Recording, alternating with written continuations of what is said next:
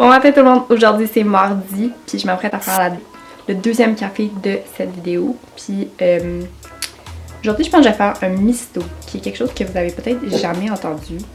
C'est un café un peu moins populaire, mais délicieux. Allons-y.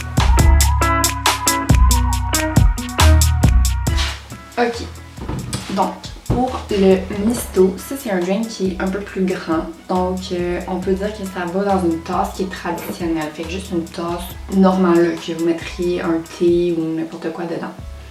Puis ce que je vais faire en premier, c'est remplir, mettons, cette tasse-là de la moitié d'eau chaude, peut-être pas bouillante parce que ça risque de brûler l'espresso, mais d'eau chaude.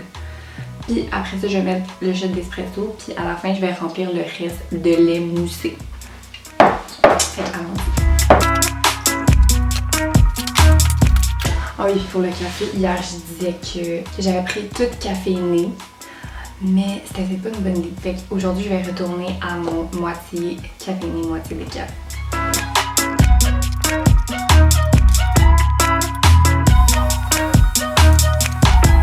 Pour le lait, je vais encore prendre moitié avoine, moitié amande. Je suis comme dans une passe où j'aime ça en ce moment, fait que mais n'importe quoi, puis n'importe quoi.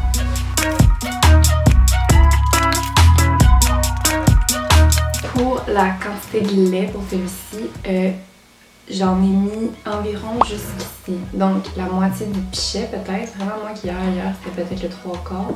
Mais là c'est peut-être la moitié du pichet. Parce qu'il va quand même avoir pas mal de lait, fait que c'est presque la moitié de toute la tasse.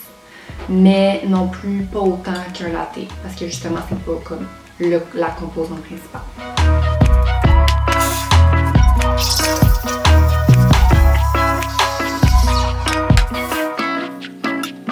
Et donc, la consistance du lait, je pense pas que vous pouvez bien voir là, mais je vais vous montrer une fois que ça va être dans la tasse.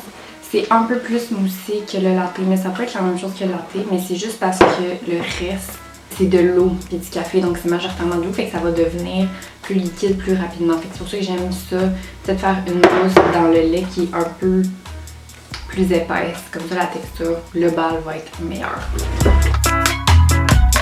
Alors on a déjà la moitié de l'eau vraiment chaude, fait qu'on va juste rajouter le shot d'espresso, les 2 shots d'espresso. Puis le reste ça va être du lait.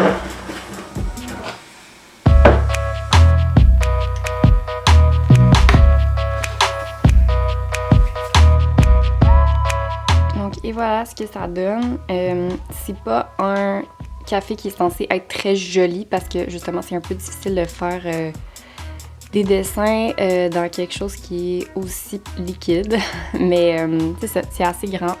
Okay, donc le misto, ça a un goût qui est vraiment léger, doux, mais pas aussi enveloppant que le latte, parce que c'est dilué pas mal avec de l'eau. Mais c'est pour les gens qui veulent encore une fois peut-être un grand breuvage quand t'es dans un cours ou peu importe, mais pas quelque chose qui est comme super fort.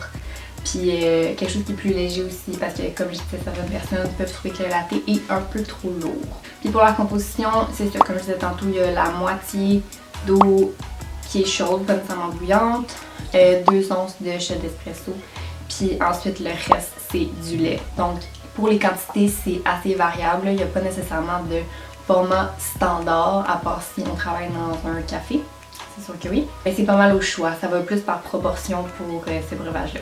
Aussi, vu que c'est la moitié de l'eau qui est chaude, c'est quelque chose qui va rester chaud plus longtemps que le latte par exemple, qui est majoritairement du lait, qui refroidit plus vite.